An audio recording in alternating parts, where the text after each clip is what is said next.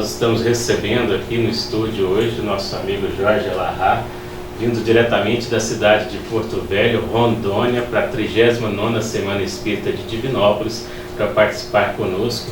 Hoje o Jorge estará falando logo mais lá na Faculdade Anhanguera, né, fechando a nossa 39ª Semana Espírita com o tema Parábolas de Jesus, Luzes para o Caminho. Jorge, é uma alegria para todos nós recebê-lo aqui em nossa cidade. Seja bem-vindo, querido.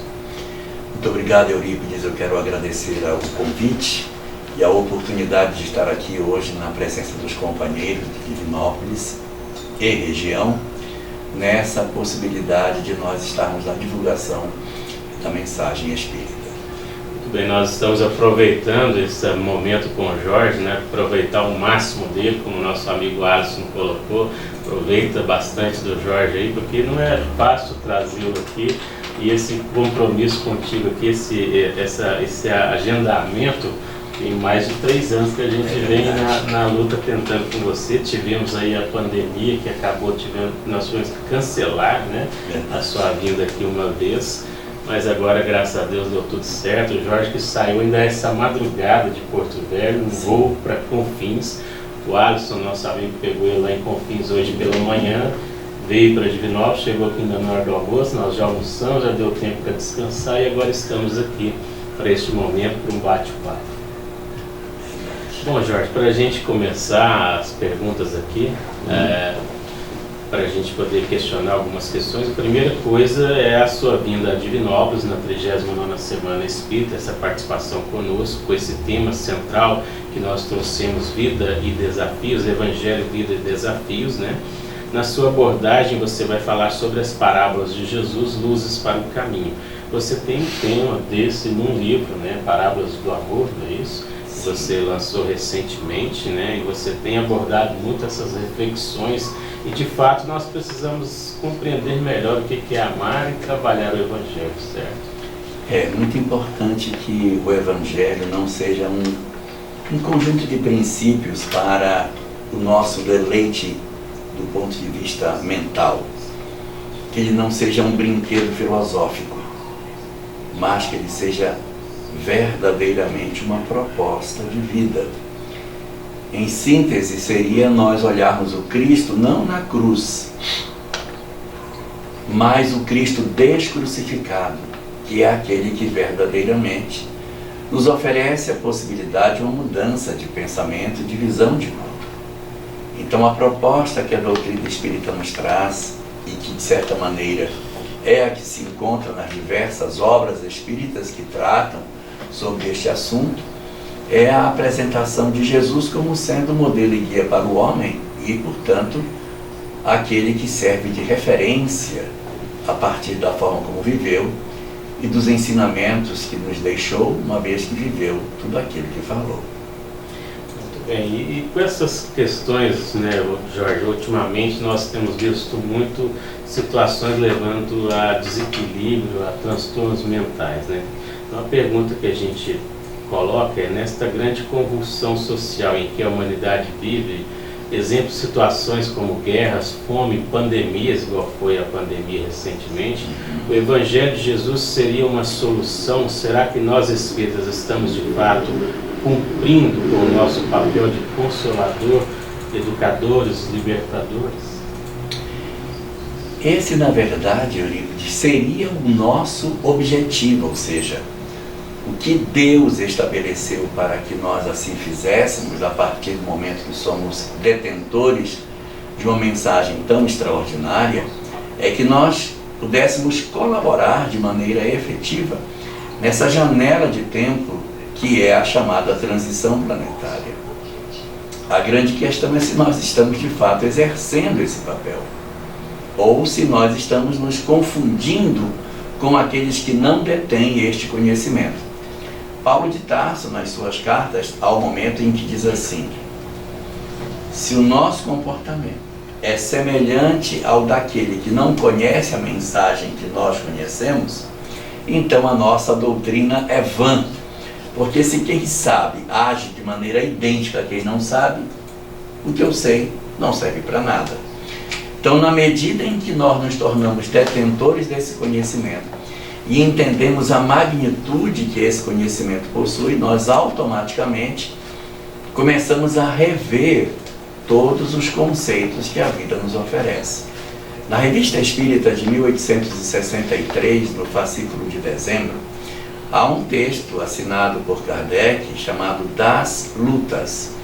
É um texto que divide a história do Espiritismo em 6 etapas. A primeira, período da curiosidade, mesa girante, já passou. O segundo, o período filosófico, que era a elaboração da codificação, já passou. Período das lutas, que era o período da confrontação com os detratores, já passou. E aí Kardec diz, eu vivo o período das lutas, mas depois de mim virá um 4º período, que é o período religioso, no qual o movimento espírita vai se aproximar de uma expressão mais religiosa da prática espírita.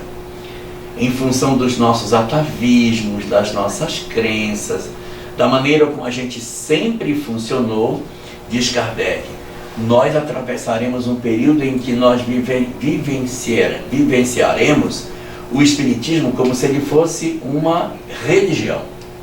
Então ele vai ter um local de ida, um culto, uma prática assim externa, onde nós iremos. E nós passamos muito tempo nessa janela de espiritismo religioso. Muito tempo. Alguns de nós ainda estamos vivendo a 4ª fase. A 5ª fase, que ele diz que se seguiria à 4ª, ele diz que ele não saberia dar o nome. Então ele dá um nome de período intermediário, porque quando ele acontecesse, os que nele vivessem iriam entender que estavam vivendo um descolamento do período religioso para uma nova fase. Eu particularmente acho que esse período assim mais transpessoal, mais reflexivo, mais intimista do movimento espírita, nos desapegando dessa visão mais externa, representa bem esse processo de saída dessa concepção mais religiosa para uma concepção mais transcendente, que é a fase 5. Mas o que interessa é a fase 6, que é a última, chamada regeneração da humanidade, em que os espíritas entenderão que o conhecimento que têm é muito mais do que uma religião, é muito mais do que simplesmente um culto exterior, é muito mais do que uma fé, é muito mais do que eu ter um conjunto de princípios, o outro tem outro, então eu penso diferente dele, eu vou combater o outro que pensa diferente de mim. Não. A partir do momento em que nós entrarmos na 6ª fase, que nós ainda não entramos, os espíritas entenderão o movimento espírita como o maior movimento na história da humanidade. Porque nós nos comprometeremos com a mudança de tudo, na nossa vida, na maneira de lidar com o meio ambiente, na maneira de lidar com as outras pessoas, na forma de organização dos povos, na maneira como nós conduzimos o planeta, indicando claramente uma transformação que seja relativa ao processo do chamado final da transição planetária. Então, quando você pergunta se o Espiritismo estaria contribuindo nessa fase de convulsão social, nós vamos contribuir quando nós nos desatrelarmos dessa visão mais religiosesca do Espiritismo, dentro de um quadrado muito mais ligado às coisas religiosas, e entendermos que Espiritismo é vida, que nós temos que fazer uma transformação efetiva da sociedade a partir da releitura de todas as formas como nós nos relacionamos com a vida, inaugurando na Terra uma nova era para a humanidade. Muito bem, e aí é o que a gente percebe em certos pontos, né?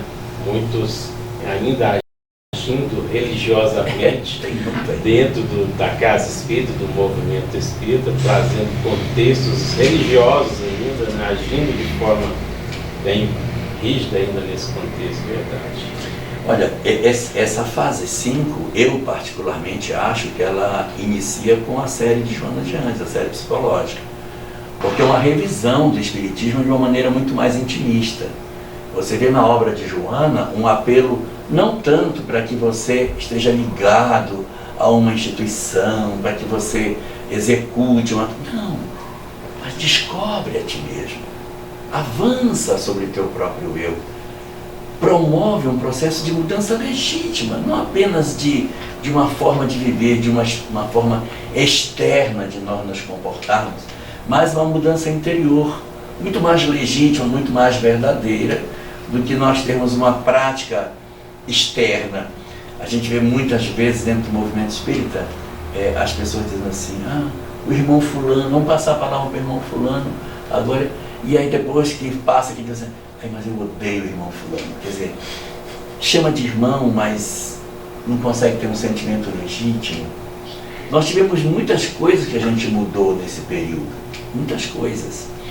Uma das coisas que foi muito forte nessa mudança era a leitura de família que a gente tinha. O movimento espírita religioso coloca o movimento acima da família. E o movimento que se libertou disso coloca a família acima do movimento. O que nunca foi diferente na obra de Kardec. Mas o movimento espírita, dentro de uma releitura e de um processo assim mais religioso, tinha aquela concepção de que a gente deveria primeiro cuidar dos aspectos doutrinários, porque a família, se não seguisse, aí era uma responsabilidade dela. E hoje a gente tem uma releitura muito mais significativa e muito mais própria do que de fato significa o espiritismo nas nossas vidas. Muito bem, Jorge. Acreditamos que a pandemia, a Covid-19, seria um divisor de águas nesse sentido, para a gente perceber isso, inclusive no nosso movimento. Nos parece que não foi, pois à primeira vista ficamos mais fracos, Bateu em nós um desalento, um pessimismo. Vimos espíritos aí fugindo literalmente do trabalho, dizendo que talvez não estava preparado de fato para o trabalho espírita, É o que acontece. Houve uma grande evasão de trabalhadores. Como você nos fala a respeito disso? O que a gente pode pensar sobre isso? Olha,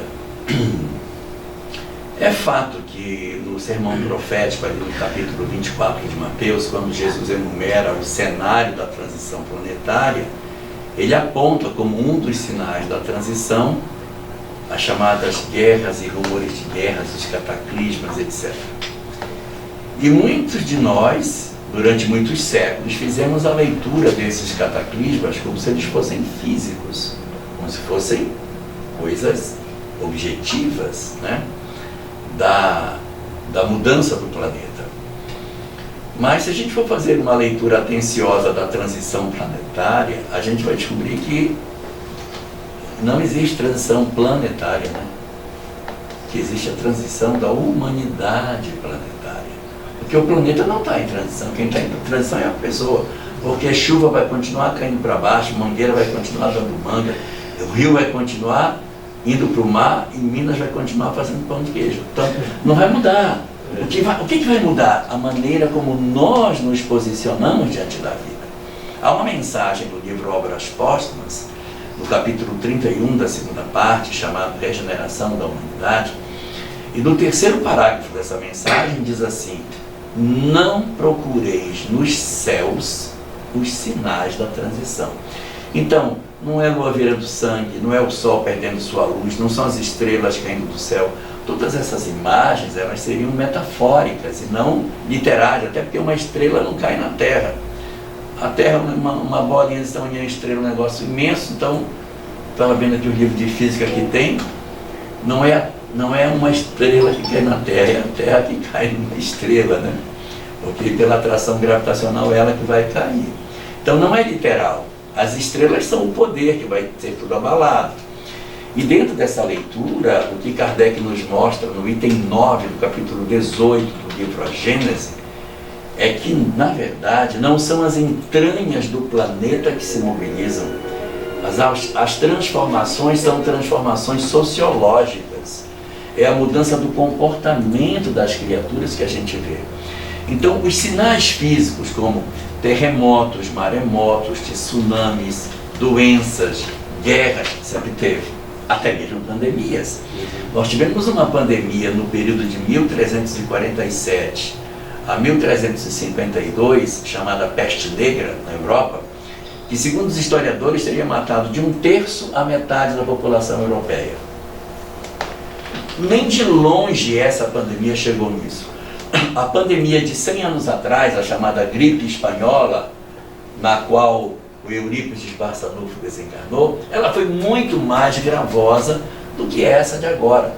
A humanidade tinha 2 bilhões de pessoas e desencarnaram aproximadamente 50 milhões de pessoas. Então, é um número muito maior do que hoje, com 8 bilhões e com o número de pessoas que desencarnaram. Não estou dizendo com isso que essa foi fraca. Não, ela foi forte.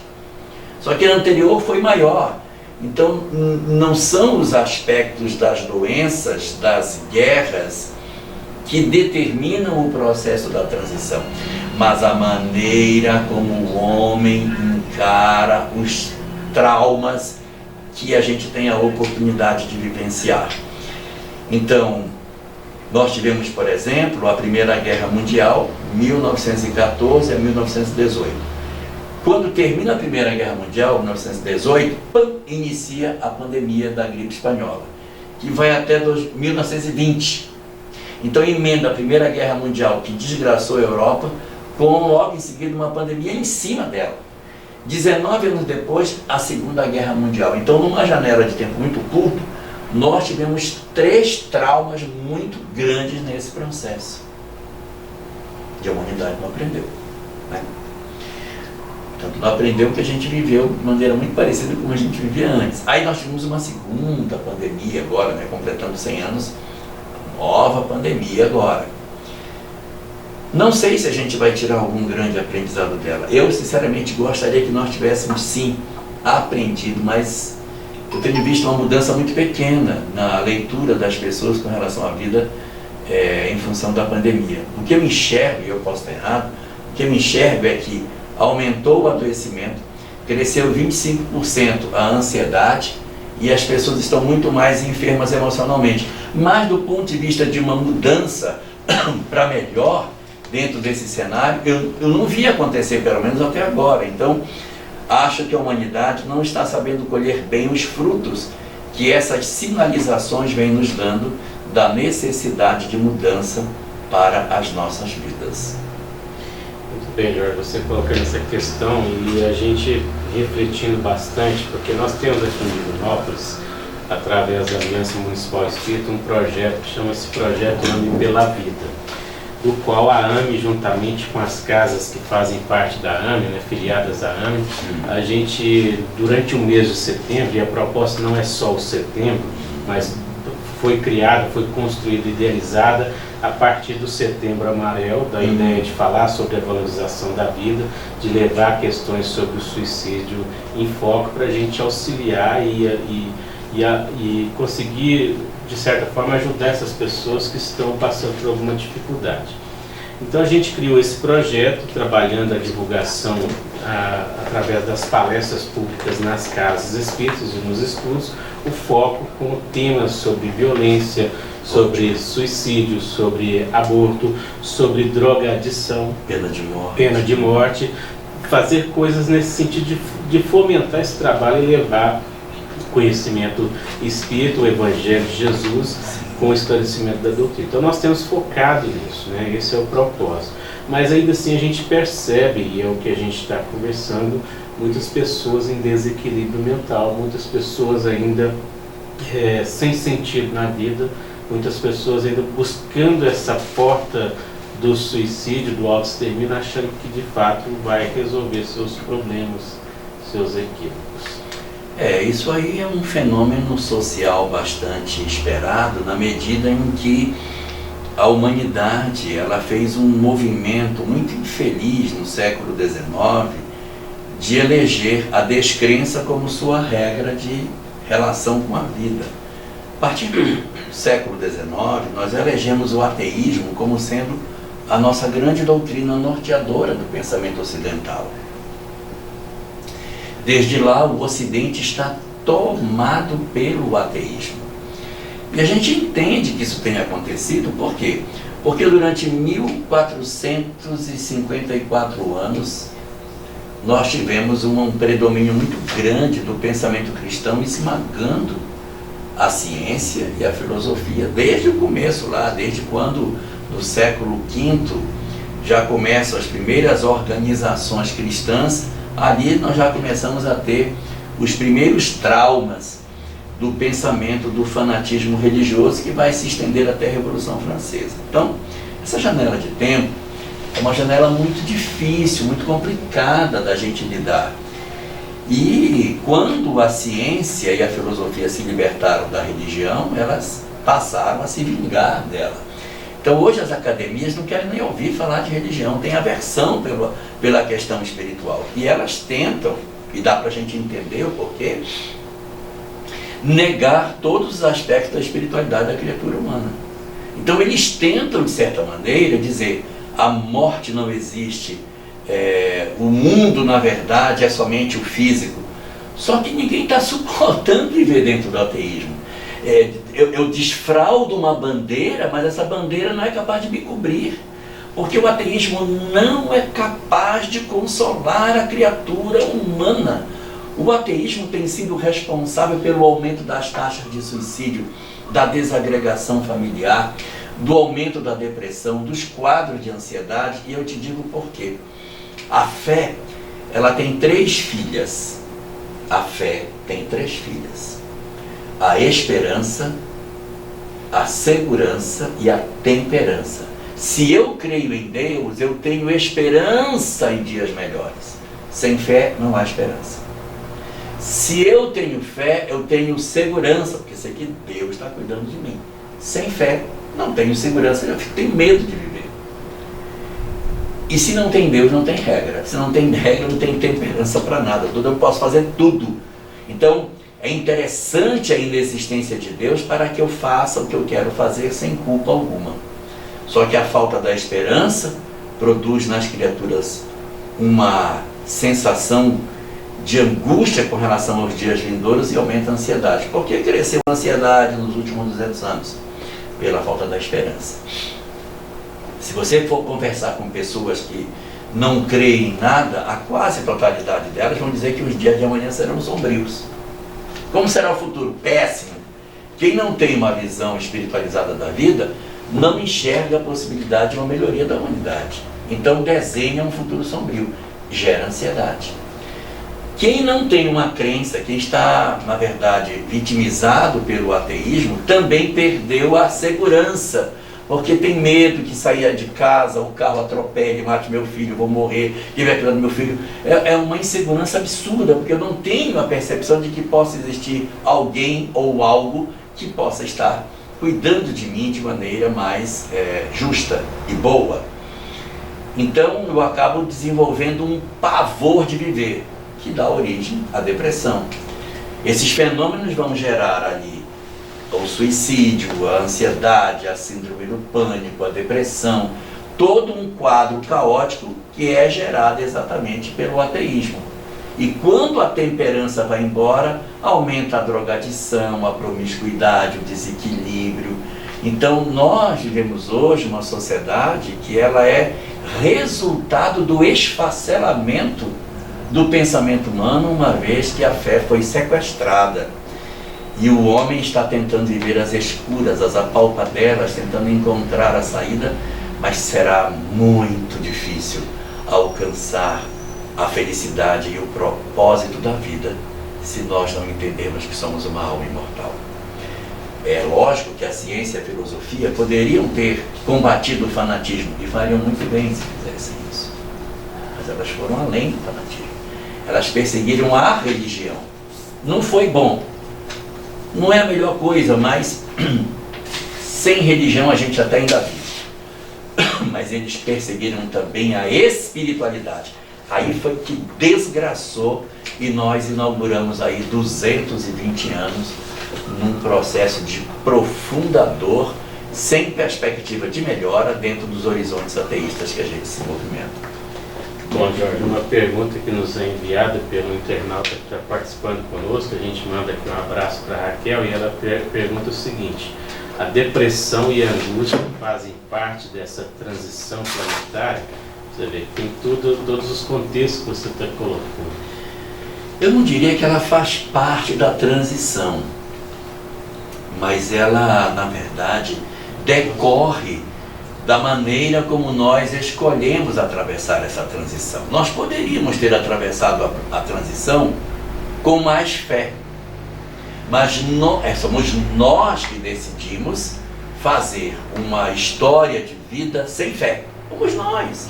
Não foi ninguém que veio e disse assim, não, eu vou impedir você de ter fé. Nós elegemos isso como um padrão de conduta. E ao eleger o ateísmo como a referência minha em relação à leitura de mundo, eu automaticamente faço com que outras consequências disso me atinjam. Então, a depressão ela vai ser uma consequência do fenômeno de eleição do ateísmo como sendo a referência ideológica do Ocidente. Então, ele pergunta aqui se ela faz parte da transição. Se ela fizesse parte, ela viria da vontade de Deus. Ela não vem da vontade de Deus. Ela vem da vontade dos homens que elegeram a sua ruptura com a fé como sendo o ideal para as suas vidas, inaugurando um processo de muito sofrimento. É o que Kardec vai trazer para nós quando ele vai falar sobre a loucura e o suicídio, né? A falta de fé e a confiança no futuro. Às vezes a pessoa se envolve por questões próprias e vem como se estivesse colocando aqui, Deus escolheu a gente passar por isso. Não é verdade. assim. E tem uma coisa interessante aí. Existem duas perguntas em O Livro dos Espíritos que elas são casadas. É a pergunta 922 e a pergunta 943. Guarda os números. 922. Quais são as condições para que o homem seja feliz na Terra? Se existe alguma forma. Aí ele diz: a posse do necessário, a consciência tranquila e a fé no futuro. Posse do necessário. Eu tenho só o que eu preciso, mas tem que ter pelo menos o que eu preciso, não dá, né? A posse do que eu preciso, sem ter riqueza, a posse, sabe? A consciência tranquila, porque eu fiz tudo o que eu deveria ter feito. E a fé no futuro, que é essa conexão com o divino. A posse do necessário é uma relação de mim comigo mesmo, na minha transformação moral. É eu diante de mim mesmo. A consciência tranquila é eu diante do próximo. Eu fiz tudo o que eu deveria fazer. E a fé no futuro é eu diante de Deus. Então aqui está o amor a Deus, ao próximo e a si mesmo. Se eu tiver a posse do necessário, a consciência tranquila e a fé no futuro, eu tenho condições para a felicidade. Agora a questão 943. Pergunta Kardec: qual é a razão das pessoas terem desgosto na vida? De onde vem o desgosto que as pessoas têm? São três coisas também. Primeira, a saciedade. Eu estar plenamente satisfeito de tudo aquilo que eu quero. Repara como ela é o oposto da posse do necessário. A saciedade, tenho tudo. A posse do necessário, tenho só o necessário. Então, quando eu tenho tudo o que eu quero, pode me vir o desgosto da vida. Contrariando a posse do necessário, a saciedade. O outro, a consciência tranquila. Em oposição à consciência tranquila, eu tenho a ociosidade. Enquanto na consciência tranquila eu fiz tudo o que deveria fazer, na ociosidade eu não fiz. Então a ociosidade é a negação da consciência tranquila, que é a relação com o próximo.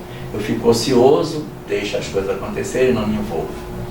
E a terceira, enquanto um diz que é a fé no futuro, na 943, a terceira causa é a falta de fé, que conecta com a outra. Então, aqui tem amor a si mesmo, amor ao próximo e amor a Deus. Em síntese, o que fazer para herdar a vida eterna? Amar a Deus, amar ao próximo e amar a si mesmo. Fé no futuro, consciência tranquila, posse do necessário. Interessante, porque aí a gente precisa refletir, como você está colocando, para entender todos esses aspectos, né? Você coloca a posse do necessário, tem gente buscando mais do que o necessário, com essa ansiedade envolvendo cada vez mais, né? Aí entra a depressão por às vezes não conseguir aquilo que almeja, entra em cada vez mais transtornos e vai despertando mais desequilíbrio mental nisso tudo. Sim, no livro O Homem Integral, o segundo livro da série psicológica de Joana de Ângeles, nos capítulos 1 e 2, ela faz uma análise da sociedade e diz que o ateísmo, onde nós hoje nos movimentamos, ele dividiu a sociedade em 4 tribos. Nós temos 4 tribos de espíritos na Terra, hoje em função dessa descrença que tomou conta de todos nós. Primeiro grupo é o grupo dos que acreditam que, sendo a vida somente material, todas as minhas expectativas de felicidade estão concentradas no presente. Não tem vida futura, então tem que pensar aqui. Então eu tenho que ser a pessoa mais bonita, eu tenho que ser a pessoa mais rica, eu tenho que ser a pessoa de mais sucesso. Mais atlética. Mas, o corpo tem que ser o mais bonito possível, tem que ter o marido ou a esposa mais bonita, a casa mais bonita, tudo tem que ser o mais. E existe, por conta disso, uma sofreguidão para que se consiga logo ter dinheiro, ter sucesso, ter fama, ter tudo. Então as pessoas desenvolvem quadro de ansiedade. De onde vem a ansiedade? Do desespero de alcançar a felicidade logo agora, porque eu já estou morrendo. Eu só tenho vida material. Acabando a vida material, não tem mais nada depois, dentro dessa visão. Então, evidentemente, se a gente acreditasse que a vida seria isso, haveria um desespero da criatura, então a pessoa nem dorme. Porque quando ela vai dormir, meu Deus, se eu for dormir agora, o meu concorrente do concurso público que vai fazer, ele vai estudar a pergunta que vai cair, eu não vou saber, ele vai passar e eu não. Então eu não posso dormir, porque eu tenho que estudar a pergunta que ele vai estudar para eu poder passar e ele não. Gera um nível de estresse tão grande, porque eu não posso dormir, não posso descansar, não posso isso, não posso aquilo, eu tenho que viver desesperadamente, que as pessoas caem num quadro de ansiedade. Hoje, a chamada TAG, que é o transtorno da ansiedade generalizada, ele é exatamente o resultado dessa aflição. Esse é o primeiro grupo, os ansiosos. Aí tem o segundo grupo.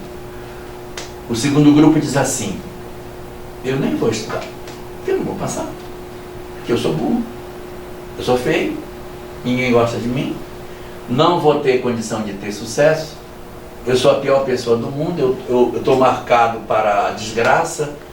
E aí a pessoa desenvolve todo um mecanismo de rejeição de si próprio e ela então se lança na direção do segundo grave problema emocional da atualidade, que é a depressão, que é a falência de mim diante da vida, em que eu descreio na possibilidade de que eu possa ter algum sucesso. Esse é o segundo grupo. Aí que é o terceiro. O terceiro diz assim: eu não quero ser a pessoa mais rica do mundo. Não quero mesmo. Mas também não quero viver como um depressivo, amargurado. Não quero nem aquela felicidade. E nem essa tristeza. Porque, na verdade, eu odeio vocês. Eu odeio essa sociedade. Eu odeio o mundo que eu vivo, eu odeio meu pai, eu odeio minha mãe, eu odeio o mundo, eu odeio as pessoas, eu odeio a mim mesmo, eu odeio meu corpo, eu odeio tudo. A única coisa que eu não odeio é odiar, é só o que eu não odeio. O resto, então eu gosto de afrontar, eu gosto de agredir, eu quero viver de maneira que eu escandalize, eu gosto de escandalizar, eu gosto de causar, eu não sou adaptado, eu não me encaixo em modelos. Eu odeio essas caixinhas que vocês criaram. Eu quero destruir tudo que existe nessa sociedade hipócrita, mentirosa. Então a pessoa cai num quadro, que é um quadro dos rebeldes, que é tratado até de maneira mais detalhada por Joana de Ângeles, na obra número 5, O Ser Consciente, em que ela trata do exibicionismo, das pessoas que fazem da sua vida uma exibição delas, elas escandalizam quando elas se apresentam. Então esse é o terceiro grupo. Você vê que todos os três estão bem ruimzinhos. Então você tem ansiosos, depressivos, rebeldes. São 4. Aí tem o quarto grupo, que é o menorzinho, né? Por isso que é um dedo pequeno. O menorzinho são aqueles que dizem: não, mas eu não acredito que eu tenha só culpa. Eu acredito que eu também tenho uma parte espiritual. E ao ter uma leitura espiritualizada da vida, ele dá um outro sentido. Ele realmente não quer toda a felicidade do mundo. Não, porque essa felicidade aqui é passageira, quero a outra. E ao compreender a vida imortal, e eu não estou me referindo a espíritas, mas todos aqueles que enxergam na vida transcendente o verdadeiro objetivo do existir, nossa, eles fazem uma mudança muito profunda no sentido daquilo que a vida seja e, portanto, encontram a felicidade dentro da paz de espírito que decorre da certeza da vida futura, da continuidade da existência, da imortalidade da alma e do destino feliz que está reservado para todos nós. Muito bem. Bom, dentro desse contexto que a Joana traz esplendidamente, vamos dizer assim, nessas obras, são 16 volumes da obra psicológica, né, através do Divaldo, excelente obra, até você colocou aí, sendo talvez o momento mais propício para estar buscando hoje para compreender e conhecer melhor a si mesmo, né? Sim. Porque eu acho que a obra dela, intercalando com o Evangelho de Jesus, e ela traz isso para nós, é essencial para a gente entender o que Santo Agostinho vem nos convidar na pergunta 919, fazendo a reflexão interior. Não adianta só nos conhecer sem fazer a reflexão interior. É verdade, é verdade. Ali na questão 919A de O Livro dos Espíritos, que é a última pergunta da terceira parte da obra, nós vamos encontrar uma resposta dada por Santo Agostinho, que Kardec pergunta um método prático, né? E aí ele vai dar um método prático, e isso é uma coisa interessante da obra de Joana, que ela dá receitas práticas de como a gente realizar o trabalho de autoconhecimento. Porque às vezes a gente tem algumas informações, mas a parte mais prática, ela não aparece. Eu vou dar só um exemplo dessa leitura prática que a Joana faz. Olha como ela trata. Ela tem a série psicológica, se eu pudesse resumir numa frase ela toda, eu diria que o resumo da série psicológica é: faça as pazes com seu lado sombra. Aceite que ele existe. E trabalhe. Não negue, aceite. Então, o exemplo que eu queria dar é do livro 6, Autodescobrimento, em que ela diz o seguinte: se alguém irritou você e você ficou com raiva de alguém, sinta a raiva que ele fez a você. Sinta a raiva. Ele não fez raiva para você? Então, sinta a raiva. Não negue. Não negue, porque se você negar, você não vai conseguir mudar. Sinta a raiva que o outro lhe fez. Se você puder chegar com ele e puder dizer a ele, diga: você me aborreceu, eu fiquei com raiva. Seja sincero. Não é seja o vosso falar sim, sim, não, não. Então você vai até a pessoa que lhe produziu esse tipo de sentimento e diz a ela: eu me aborreci com você me aborreceu, você falou. Fiquei machucado com você, fiquei magoado. Se não for possível dizer isso para a pessoa, encontre alguém de sua confiança para dizer: fiquei muito magoado de fulano fez para mim. Porque, segundo ela, é muito importante que a gente faça contato com esse lado sombra, para que a gente descubra que aquilo existe dentro de nós. Então, movimento número 1, sinta a raiva que o outro lhe fez. Movimento número 2, diga para a pessoa ou para alguém de sua confiança o que você está sentindo, ou seja, expresse em palavras o seu sentimento. Movimento número 3, trabalhe para te retirar a raiva de dentro de você. Então, essa operacionalização do mecanismo de terapia diante dos vários problemas que a gente tem é muito importante para que a gente consiga se desembaraçar desse processo doloroso que é a nossa caminhada evolutiva. Então, a obra de Joana de Ângeles é uma obra muito importante, exatamente pelo fato de que ela desnuda a alma humana e faz com que a gente se volte para si mesmo. Que a gente não procure apenas uma vida exterior de virtude, mas que você analise e diga com sinceridade. Eu lembro quando eu comecei no movimento espírita isso, meu Deus, 44 anos atrás, As pessoas, elas costumavam dizer assim, olha, antes de eu conhecer a doutrina espírita, minha vida era um inferno. Minha casa, meu casamento, a relação com meus filhos era péssima. Depois que eu me tornei espírita, minha vida mudou. Meus problemas acabaram. Meu marido é maravilhoso, minhas crianças são ótimas, minha mãe, meu pai, minha casa só tem espírito superior visitando. A minha vida hoje é um hino de bênçãos. Isso era o que a gente dizia lá atrás. Isso não é tão verdadeiro assim. Então a gente não fazia contato com as nossas imperfeições. Hoje não está desse jeito. Hoje as pessoas dizem, eu tenho muita dificuldade com meu pai, mas eu estou trabalhando, olha, eu já consigo fazer isso. Eu tenho um filho que tem uma dificuldade, já consigo abraçá-lo. Então a gente falar a verdade sobre nós próprios e fazer contato com a nossa própria imperfeição é muito importante para o processo de mudança. Quando Santo Agostinho diz que a gente precisa fazer um processo de autoconhecimento, é você fazer contato com você mesmo. É você fazer contato com você. E aí, diz ele lá na mensagem assim, todas as noites antes de dormir, eu repassava o meu dia para saber se eu tinha feito tudo o que devia, ou se tinha alguém que tinha alguma coisa contra mim. Cara, isso é legal, mas nem sempre dá certo. Porque se eu não for uma consciência desperta, eu vou chegar na hora de dormir e digo, hoje eu não fiz nada de mal para ninguém, só fiz coisa boa, deito pro lado e durmo. Então eu preciso ter a mente desperta para que eu esteja atento ao que eu faço. Olha, eu me aborreci, olha, senti aqui uma raiva de fulano, aqui eu senti que meu coração bateu diferente. Olha, eu tenho que estar prestando atenção em mim para que quando eu for fazer esse inventário, eu identifique aonde foi que eu falhei para fazer as devidas correções. Eu preciso disso, senão a gente vai chegar no final da noite para fazer esse balanço diário.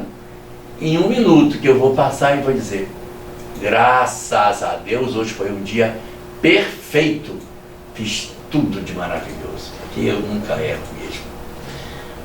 A grande questão, Jorge, dentro do que você está colocando, e a gente percebe, é quando a pessoa fala assim, ó, o fulano me fez raiva, o fulano fez raiva nele, mas ela às vezes não reconhece que a pessoa fez ela sentir raiva, porque é uma coisa que ela traz de dentro. Não é a raiva vem de fora, é algo de dentro. Então entra na questão do reconhecimento para chegar no terceiro estágio que você está colocando, para a pessoa tentar trabalhar o sentimento que ela está sentindo. Sim, verdade. Exatamente. Então tudo é um mecanismo de crescimento. Na verdade, se a gente for olhar com mais atenção esse processo de autoconhecimento, existem 7 estratégias para a gente se autoconhecer. 7.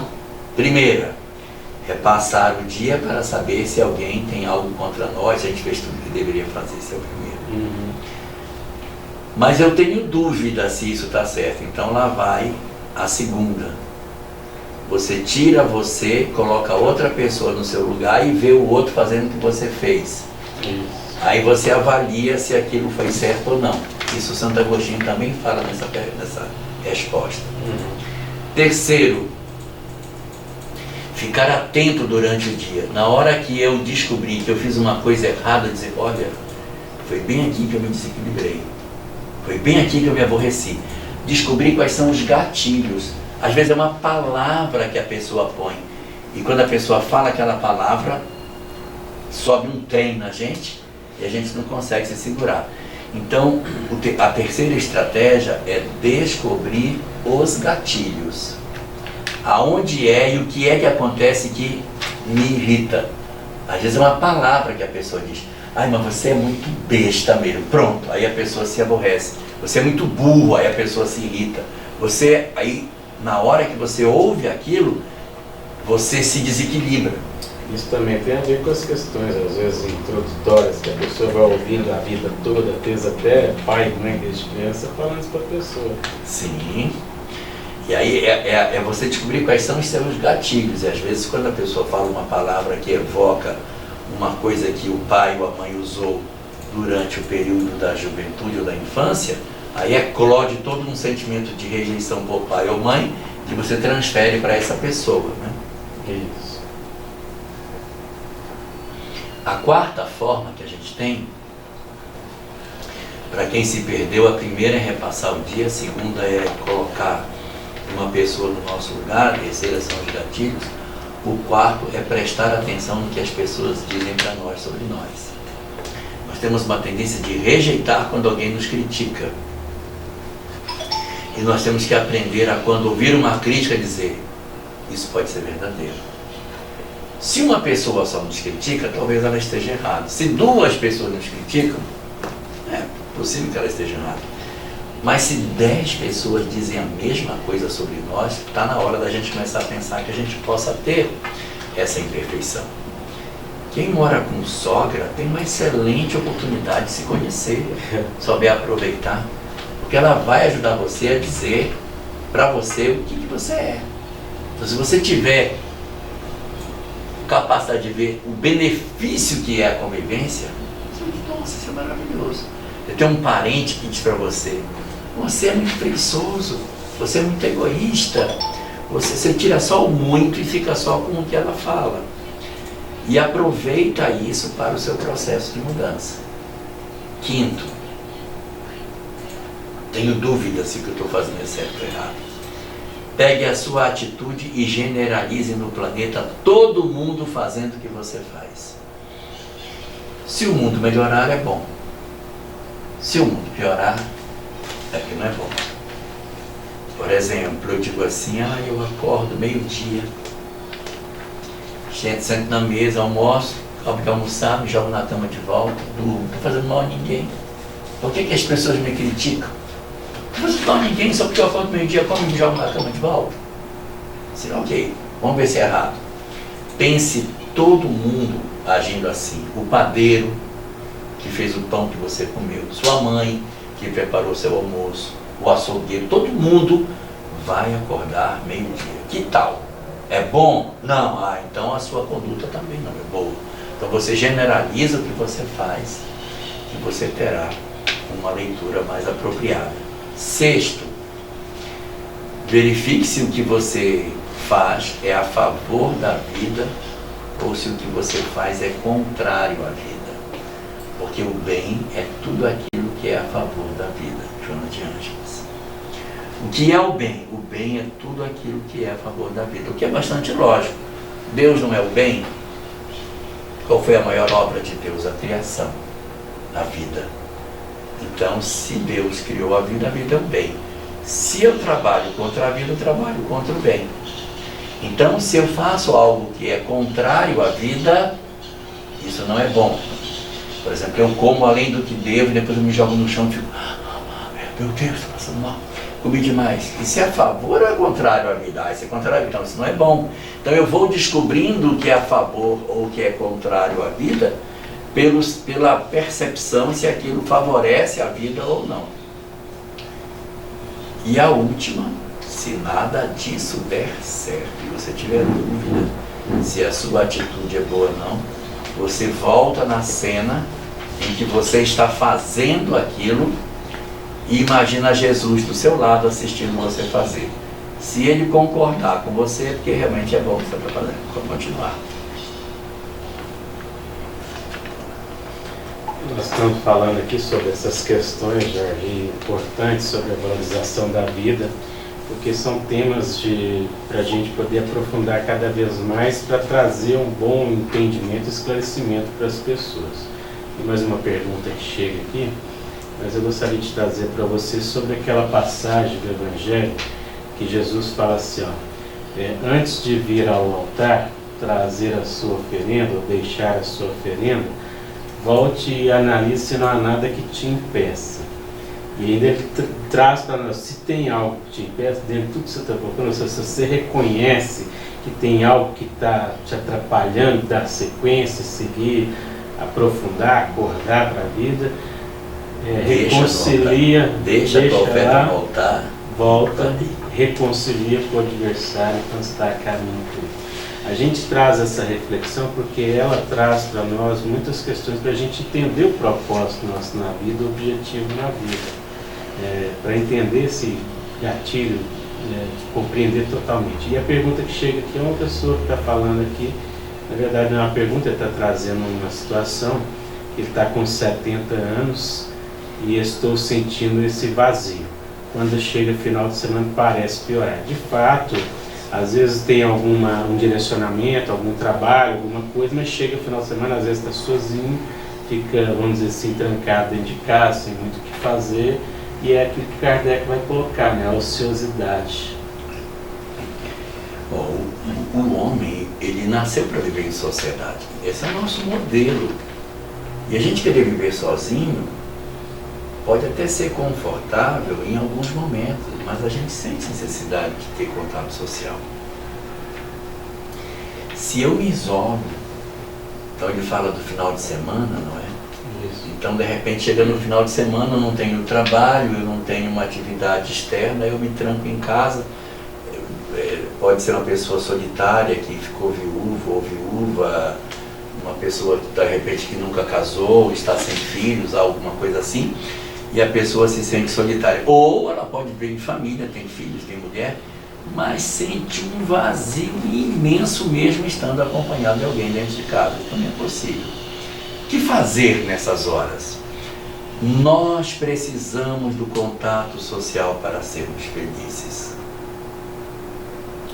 Existe uma substância que o cérebro produz quando a gente faz o bem, chamada ocitocina. Quando eu faço o bem para alguém, quando eu pratico caridade, quando eu cuido de alguém que precisa, quando eu consigo estender socorro para uma pessoa, ocorre inconscientemente uma descarga desse neurotransmissor dentro de mim, e esse processo dá uma sensação de bem-estar tão grande que combate o vazio existencial. E é por isso que a gente vê nessas perspectivas a necessidade de a gente fazer algo por nós. Eu não sei se esta pessoa tem alguma dificuldade de mobilidade, que ela pode ter um problema de mobilidade para poder fazer. Isso. Mas o que eu sugeriria? Que ela procurasse uma casa espírita que dissesse: eu gostaria de ajudar no trabalho assistencial. Eu tenho depressão, eu sinto vazio existencial e eu quero ser útil às pessoas. Então você pega essa pessoa e leva para o trabalho assistencial. Eu entendo, e aqui falando um pouco mais para o movimento espírita, eu acho que está na hora da gente conectar o trabalho de atendimento espiritual com o trabalho de atendimento social, em que as pessoas que estão em depressão no atendimento espiritual, elas se integram no trabalho de socorro, porque é ali, fazendo cesta básica, pega o arroz, pega o feijão, fulano, coloca na bicicleta para ela, cadê? Pega ali, deixa a panela de feijão, corta a verdura.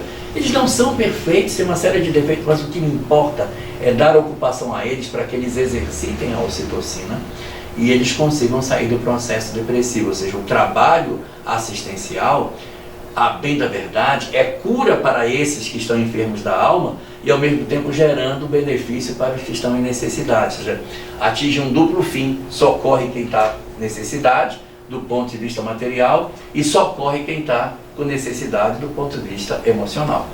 Então, minha sugestão para o companheiro que fez aí essa pergunta é procurar uma casa espírita e tentar se engajar no trabalho assistencial da casa, para se sentir útil, para ver o olhar de satisfação das pessoas quando a gente faz alguma coisa em favor do próximo. Se não tiver uma casa espírita ou você não se sentir afinizado com a mensagem espírita, procure qualquer outra fé, vá na igreja católica, vá na igreja protestante, dizer: olha, eu quero fazer algo pelos outros. Ou então, entre numa ONG para tomar conta de cachorro, de gato, dar banho em gato, gato não dá banho, né? Para dar banho, tem uns que dão, né? Dar banho em cachorro, alimentar gato, sabe? Cuidar dos animais feridos. Isso é maravilhoso, isso aí preenche a vida absurdamente. Cuide de planta, tudo que envolve vida é muito bom para a vazio existencial. Fazer mudas, cultivar plantas em casa, fazer muda para vender, para doar, qualquer coisa. Só de você fazer muda já é uma maravilha, você ver a semente se abrindo, brotando. Isso tem um efeito extremamente benéfico na criatura humana para que ele consiga dizer: eu entendi o propósito de todas as coisas. Então, minha sugestão aí para ele, ainda está jovem, tem 70 anos, pode fazer muita coisa ainda, procurar uma instituição espírita ou outra qualquer para se engajar no trabalho de benefício ao próximo. Aproveitando, Jorge, que quando você coloca, e essa é a questão que a gente precisa também refletir no nosso meio espírita, né? Porque tem casas, tem locais que a pessoa dessa chegar precisando trabalhar, porque é o trabalho que vai fazer com que ela se ocupe, com que ela busque despertar para essas coisas. Chega no local, vem com normas, regras, situações que a pessoa tem que passar por tratamento desobsessivo, tem tratamento isso, tratamento aquilo, e a pessoa está ali precisando desse apoio agora já. Mas o trabalho também faz parte da terapia. Sim. E tem uma, né? A gente não vai oferecer para essa pessoa uma atividade que exija conhecimento doutrinário. Não posso colocá-la no passe, posso levá-la para a mediúnica, posso colocá-la para fazer uma exposição na casa espírita, mas ela sabe fazer um farnel. Sabe, ela sabe pegar pega ali naquele sacão de feijão lá, pegar 1 quilo, vai colocando em cada uma dessas cestas, arroz, bota 5 quilos de arroz em cada um, sabe fazer, sabe? Botar um saco de uma cesta básica nas costas para colocar em cima de uma bicicleta, sabe? Mexer uma panela de sopa, sabe? E é isso que faz eu me sentir útil, eu ser acolhido pelo movimento para que a gente consiga ser útil. É nesse sentido que a gente está falando, porque do nosso tempo, né? Tem uma amiga aqui que chegou na casa espírita, foi trabalhar primeiro na campanha do quilo, né? E é assim, você quer falar com os espíritos, não, você vai trabalhar na campanha do quilo. Esse é o propósito. Então a pessoa está chegando aqui nessa situação, é entrar no trabalho da assistência social, é entrar na campanha do quilo, mas não quer que a pessoa venha para a sala de estudos sem psicologicamente condições para isso, quer que a pessoa faça todo um propósito ali e a pessoa não é direcionada, deixa de colocar para uma pessoa que está precisando de ajuda, que é o nosso objetivo, ajudar quem está batendo na porta. Verdade, É claro, a gente tem também que entender que existirá determinadas situações em que a gente não vai poder colocar a pessoa no trabalho assistencial. Ela está muito ruim. Então ela precisa de uma medicação, está muito ruim. Não dá, né? Ela vai ficar na pior. Então ela está muito ruim, precisa de um psiquiatra para tomar uma medicação, para se equilibrar, para que ela possa melhorar, para depois ela atuar. Sim. Mas o trabalho é uma excelente terapia para a gente melhorar da nossa condição emocional.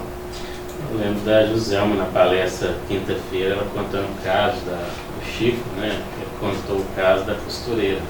A mulher foi lá com um problema obsessivo e o Chico mandou ela costurar. Depois de muito tempo ali costurando, a Joselma contando isso, eles voltam no Chico e aí o espírito que estava ligado a ela falou que não estava mais aguentando ouvir o barulho da máquina de costurar. Então eles falaram, tá vendo, o trabalho é necessário justamente para isso, porque essa situação às vezes pode ter também um movimento emocional ligado ao espiritual. E às vezes é a dedicação da pessoa nesse trabalho que vai fazer com que ajude. Quando a gente está em processo depressivo, a gente tem muita dificuldade de fazer sozinho, sabe? Sim. Se você tiver uma filha depressiva e você disser assim, olha, você está com depressão e aí você vai curar essa depressão hoje, eu vou sair para trabalhar, tem essa área aqui para você lavar, essa área tem 150 metros, você vai lavar a área, vai dar banho dos 2 cachorros, tá certo? Depois você vai cozinhar. E quando eu chegar eu quero encontrar a área limpa, o cachorro tomando banho e o almoço pronto na mesa. Você vai chegar em casa, não vai ter nada feito. Não vai, porque a pessoa sozinha tem dificuldade. Então a gente faz coisas junto.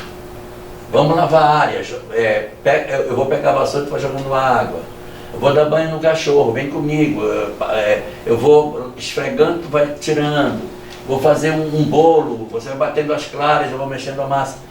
Você vai inserindo a pessoa, mas a gente não delega a tarefa solitária para depressivos, porque eles têm muita dificuldade de exercer sozinho, pelo desânimo que habitou a alma deles.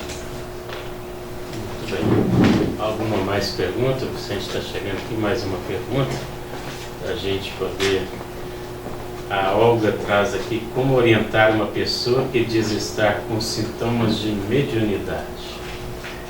o local mais adequado para orientar sobre isso é a casa espírita. Aí aqui eu vou dizer, o caso anterior, que o rapaz tinha 60, 70 anos e tal, pode ir na casa espírita, pode ir na igreja protestante, pode ir na igreja católica, pode ir no Lions, pode ir no Rotary, pode ir na maçonaria, pode ir em qualquer lugar, no clube de escoteiro, vai na escola, nos amigos da escola, vai a qualquer lugar, pode ir em qualquer lugar, tudo é bom.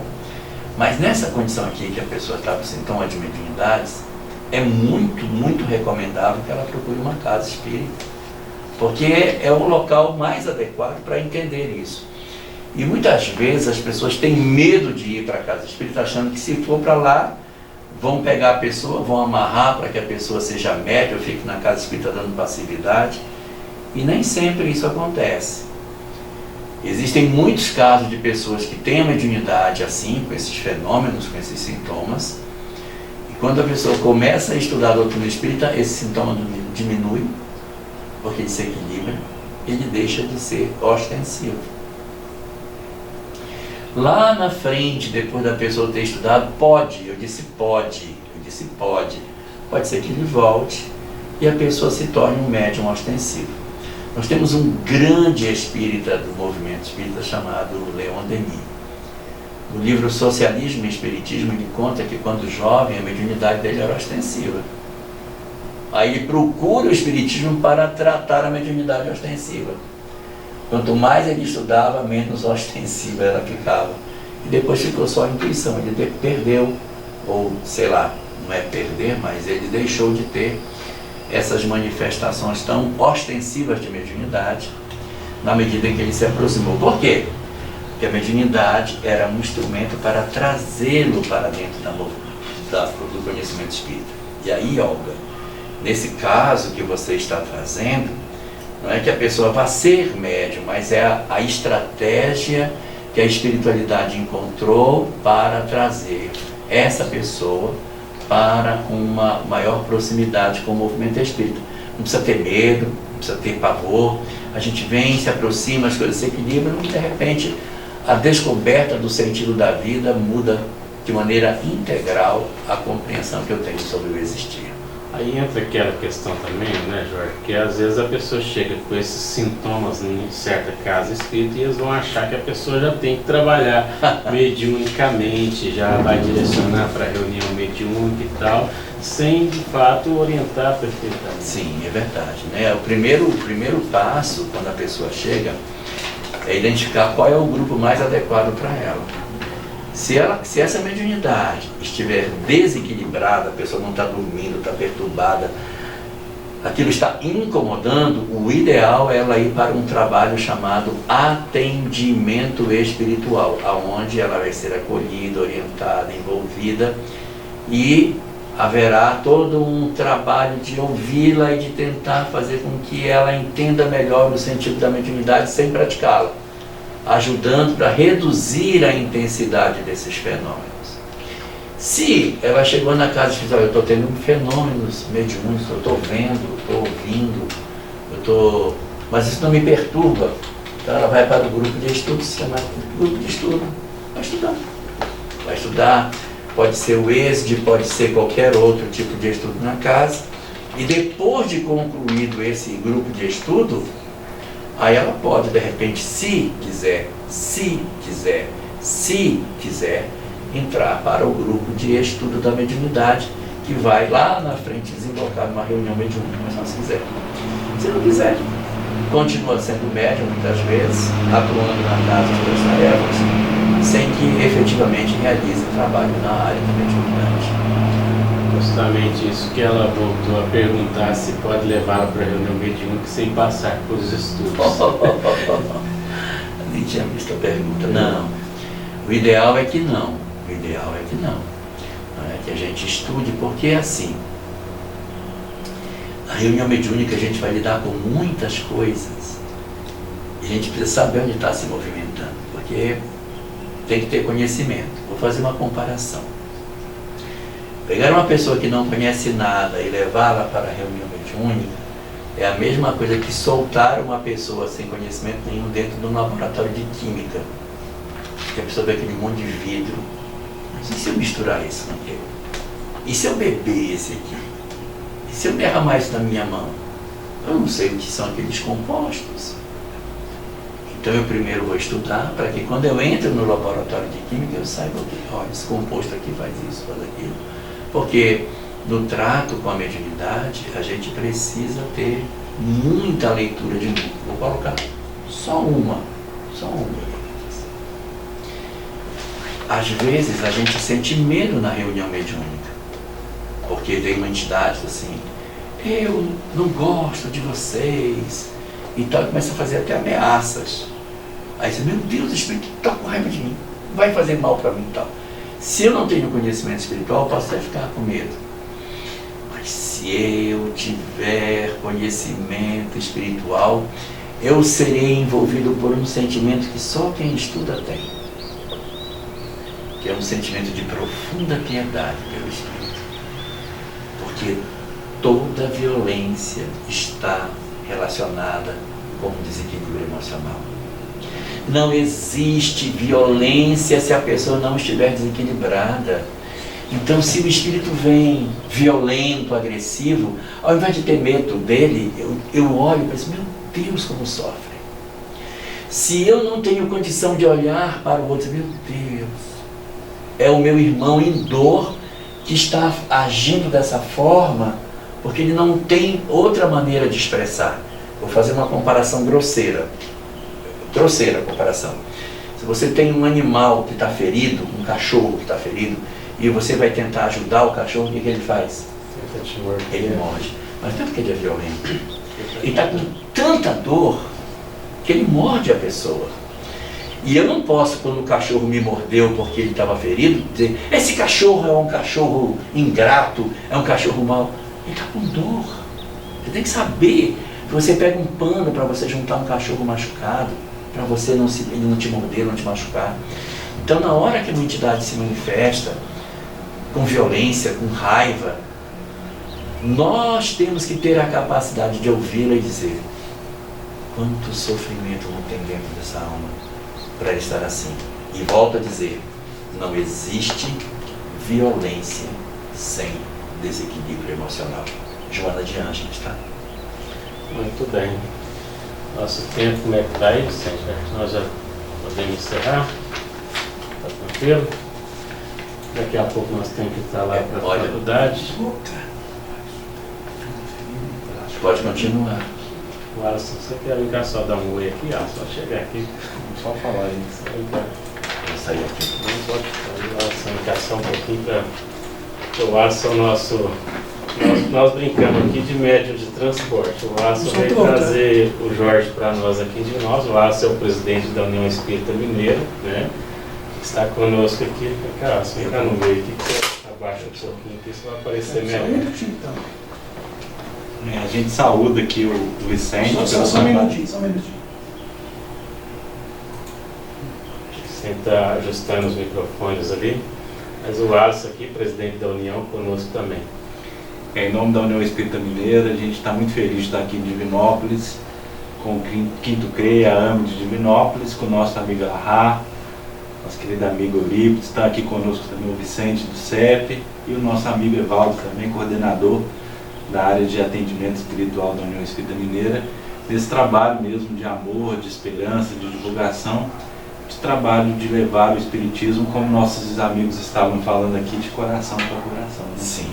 O nosso lema aqui é unir pelo que une e não dividir pelo que separa. E unir pelos corações. A alegria de estarmos juntos. Sem dúvida. Isso aí. Então, nós agradecemos mais uma vez, Alisson. Vai estar conosco logo mais, lá na Faculdade Anhanguera, hoje, a partir das 19 horas. Nós temos aí o encerramento da 39ª Semana Espírita de Divinópolis, a participação do Jorge Elahá, com o tema Parábolas de Jesus, Luzes para o Caminho. Jorge, mais uma vez, gratidão a você sempre, Alisson, gratidão por todo o apoio que tem feito por nós aqui, Vicente aqui do CEP, a todos vocês que estavam nos assistindo, estão nos assistindo. Convidamos quem não fez a inscrição para participar logo mais lá na Anhanguera, né? Depois o Vicente vai colocar o link aí da inscrição, ainda temos algumas vagas para participar logo mais. Onde vai ser? Faculdade Anhanguera, Antigo Pitágoras aqui em Divinópolis, Rua Santos Dumont, 1001, bairro Manuel Valinhos. Porém, lá tem uma capacidade máxima lá, é 400 pessoas. Nós deixamos isso aí para inscrição e já deve ter chegado quase essa quantidade. Tem poucas aí, quem quiser ainda não tiver feito, corre aí, o Vicente vai colocar o link para poder participar logo mais. Um abraço a todos então, uma boa tarde e até mais tarde.